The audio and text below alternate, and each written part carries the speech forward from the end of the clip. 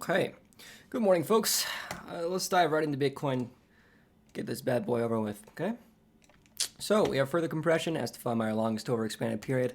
Let's actually define that period so we can know what pivots we're looking at to define future trend. Really important note, we have on a regular wave PM, every value is below the 0.7 value, which does indicate a very high potential energy scenario for Bitcoin. In other words, once trend does begin, it is likely it will be a comparably significant move. So that means if we do have an upward break, there will be enough potential energy and hopefully force, depending on the volume readings we get during the breakout, that will result in a somewhat sustainable trend.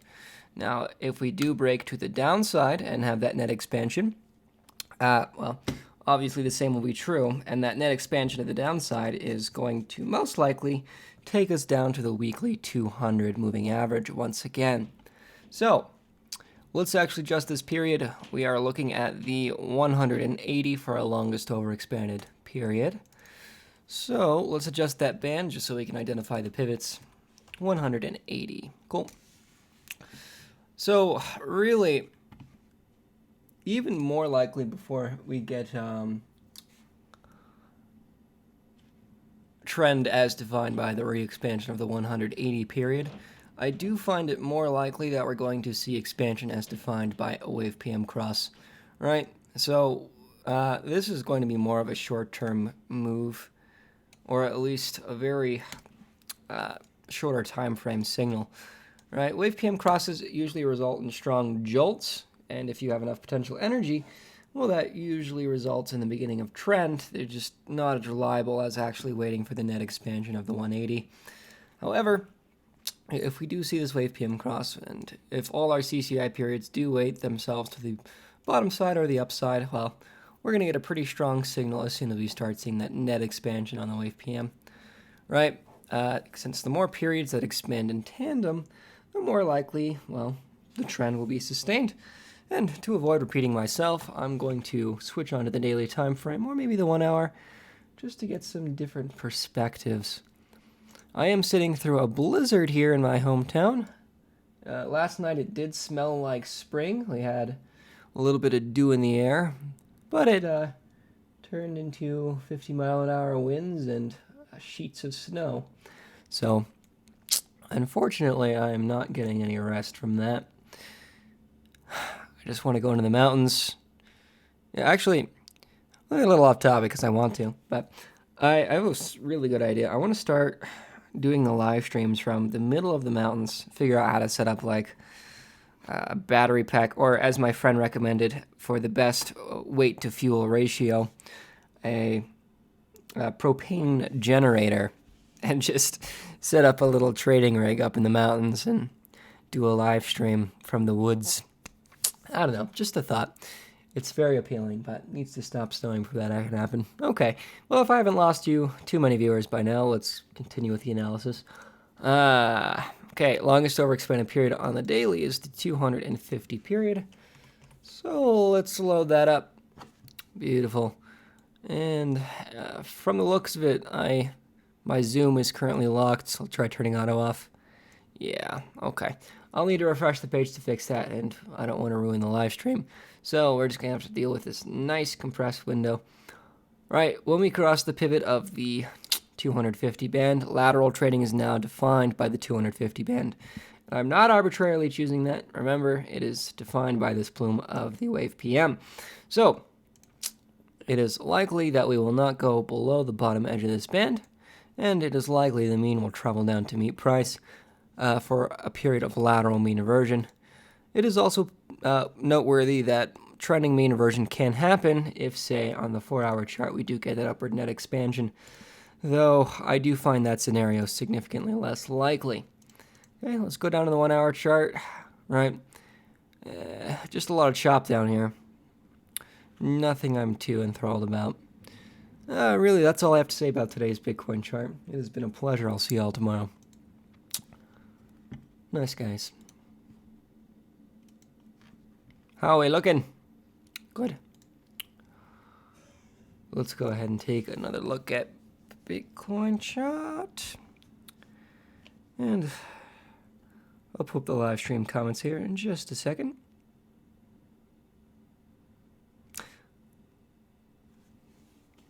Okay. It's not loading on my phone. How lovely. There we go. 18 watching. Wow. Must be a busy morning.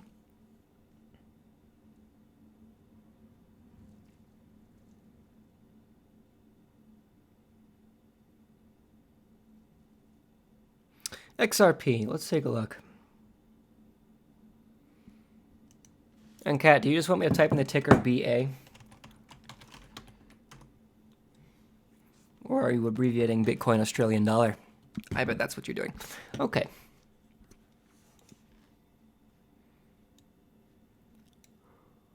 Oh, come on, man. I don't want to chart this.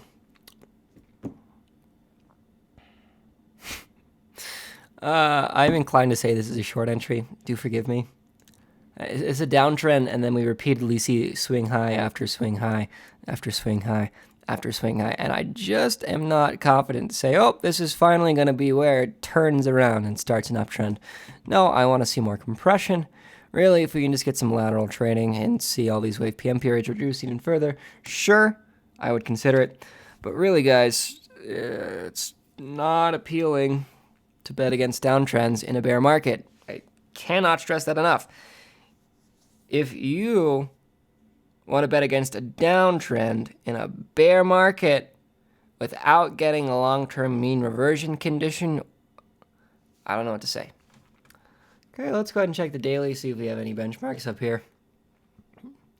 Oh, we are directly on top of the daily 200. Okay, well, that was one of the conditions I just mentioned for considering betting against long-term trending, wasn't it? Let's make sure this is actually the 200. Yes, that is the daily 200. Okay, thank you. So, shit. Now I actually have to give commentary on this. Okay. So we are sandwiched between the daily 200 and the weekly 50. Or the daily 200 and the 50 200. Right? And that's kind of cool. That's really nice. So this has actually been a strong resistance throughout. This is a nice chart. I can deal with this. Actually, this gives us a really nice predictive power. I redact my previous statements. This is a great chart. So we have the 50 coming down and the 200 coming up.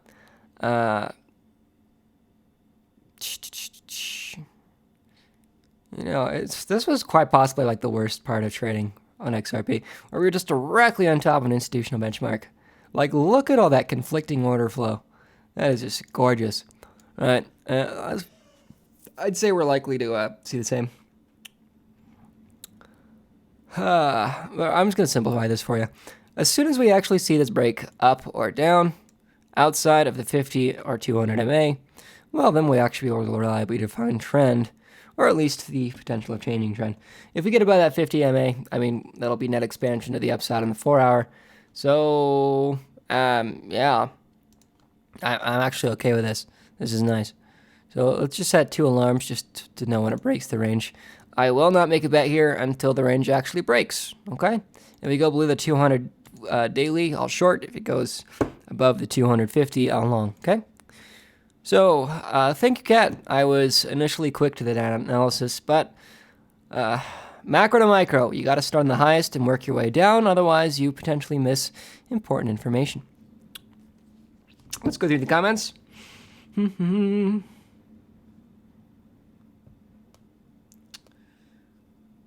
Dev Vader says, some of the best analysis available. Appreciate you doing these streams for us. It is my pleasure. Cabby says, hi man, do you think we're in accumulation with the major capitulation behind us, or will the capitulation occur in the near future? Check out RLC. The end of a crash pattern is denoted by an extended period of reduced price volatility and reduced volume on top of an institutional benchmark. So, one of the greatest times of capitulation for Bitcoin was a period of reduced trend or reduced price volatility and volume, right? The problem was it wasn't on top of an institutional benchmark. So, fun fact, right? Let's load up some volume candles here.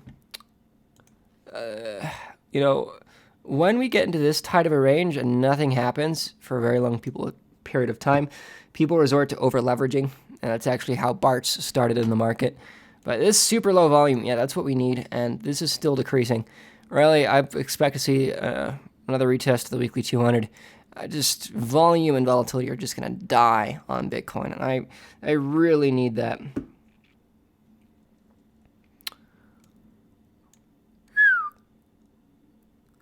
Actually, yeah, so capitulation is really going to come out of boredom, not fear.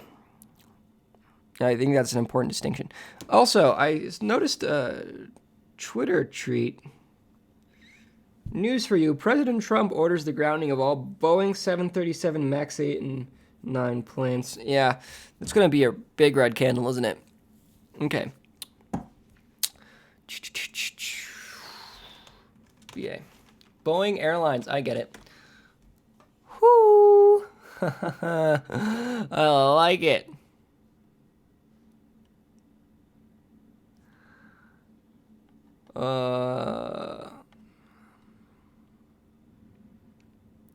Can we consider this Y? Oh, fuck. You know what I hate about Wyckoff analysis? I could draw this as either a reaccumulation range or a distribution range, and both would be correct. And, well, I guess we have these big red candles, so the volume analysis would actually match up with that.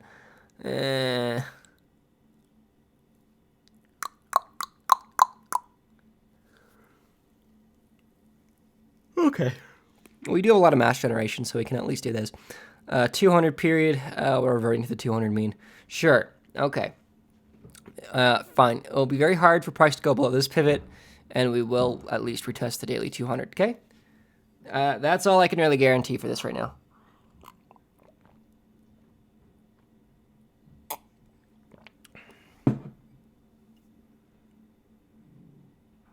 Curious. Okay.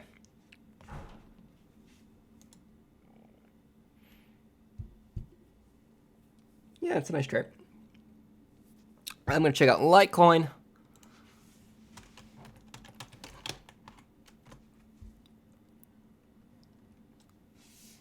Oh, God. I shorted that.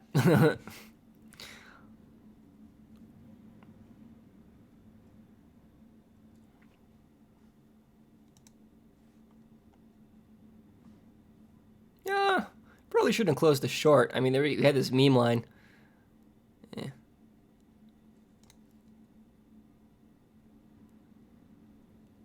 That sort of thing can be consistent.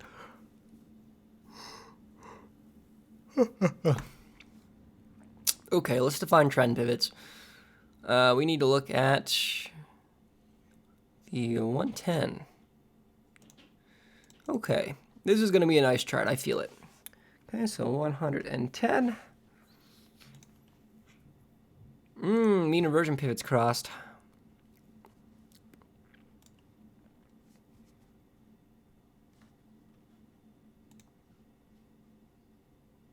I guess we could re-enter that short to this mean.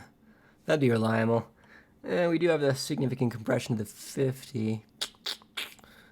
Yeah, that's CCI roll down. Well, I mean, you can short this if you want. Just know that you're betting against longer term trend. And you might be betting against longer term mean inversion. I don't know. It's not a good idea to short this big high of an uptrend. I would not play with this. Not right now. Oh shit, I made a really cool song.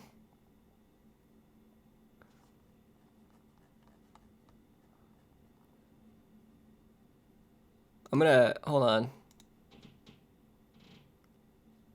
I don't want to show you my download files. I don't know what's in it. Oh well. I'm gonna be right back. I have an idea.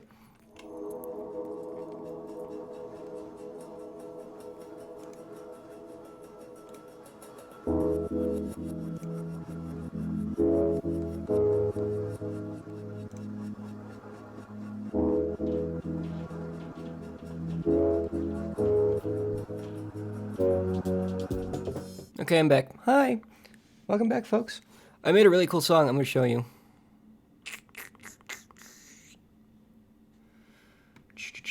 This is probably going to be really loud. I'm sorry. Turn down your volume. But I had a cool idea, so you're going to listen to it. It's probably playing.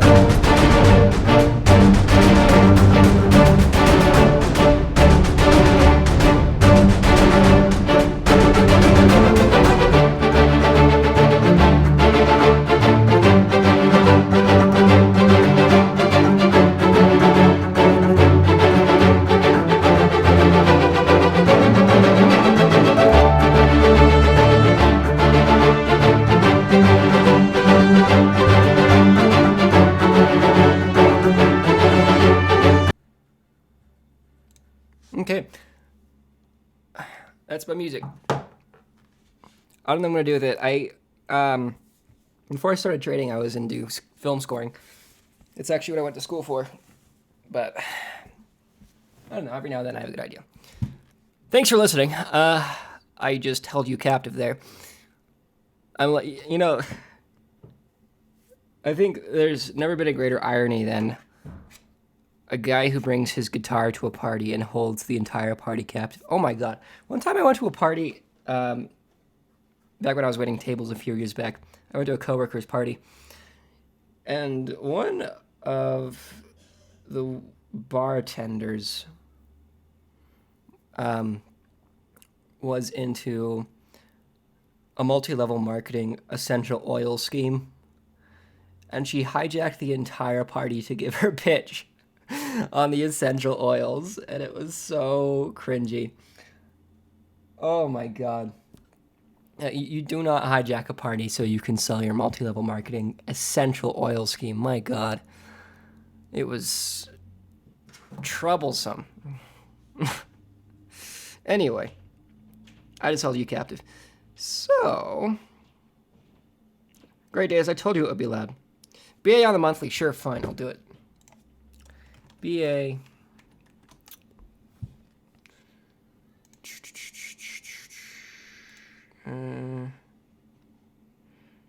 Yeah, overexpansion on the monthly doesn't mean much to me if we can't do this.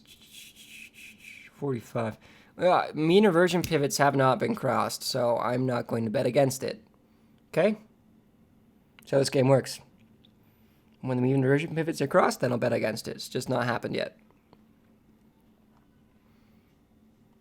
Oh, that's a good chart. Moon Lambo. I want to see how all these retracement values are defined. Ooh. We can define retracement values on this.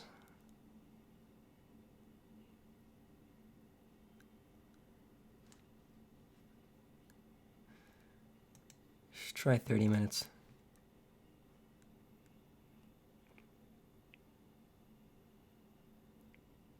Okay. That's a lot of mass. Let's take a look at 400 period. No. Never mind. You can't do that.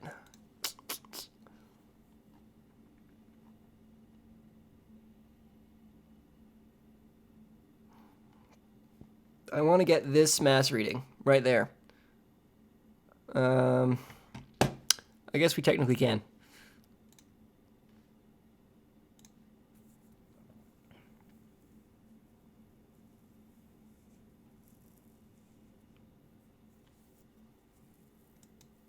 I sold, you know where I sold XLM? I sold it right here when the reversion happened.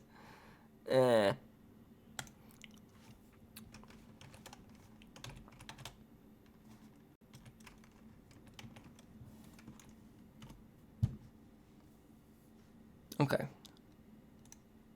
Now I can actually get a reading on this.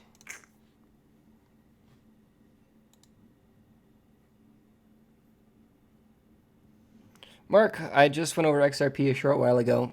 Scroll back in the video to find it. As we wait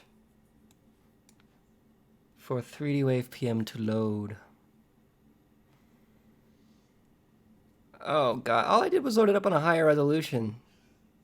It's not what I wanted. Kat, do we have any indicators that shows above the 2000 value?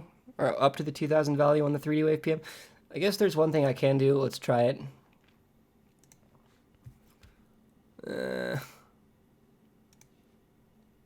Indicators.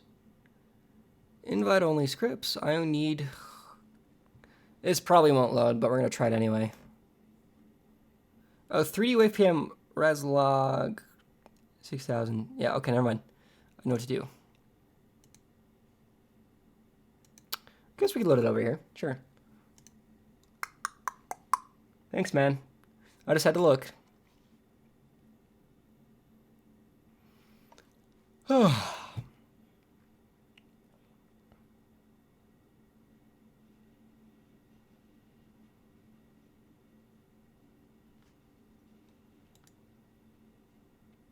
Move to existing pane above. Don't worry, I'm not going... Well, actually, I can't keep it there, can't I? Huh.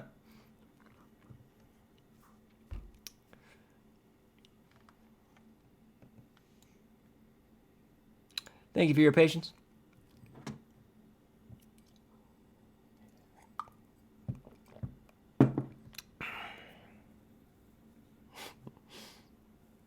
I know I'm putting a lot of effort into this, but I really wanted to find the retracement values on the 1 minute chart because we can get some really nice values here.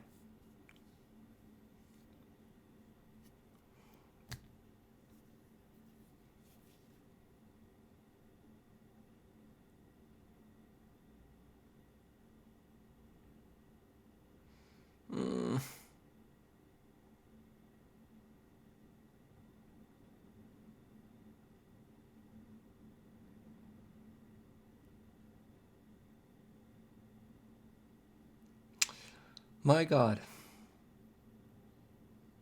Whoop, there it is. Okay. Never mind, layering them won't work. We have to move to its own existing pane above. Okay, move to new pane above. Oh, thank God. Oh, is it just because I didn't scale it logarithmically? No, it shouldn't have been the problem. Oh well. Cool. Well, still does the trick. Okay, we are looking at the 1180 period. That is some incredible lag. 4x log, there is a layout for this. Okay. Thank you, Kat. I don't have that layout saved. My apologies. You'll have to send me the layout. I said 1180, right? 1180.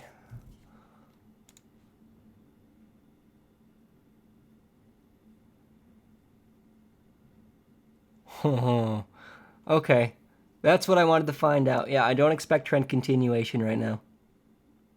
We've crossed those pivots and... Okay. Yeah, we're going to see some further retracement in here. That's all I wanted to know. All right, because if we are actually sustained above that pivot, I would buy this and try to make 20+%. But since that's not happening...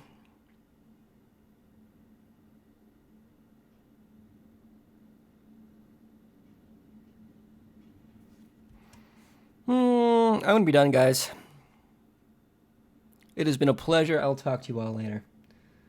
I'm going to go hide with my dog in the snow.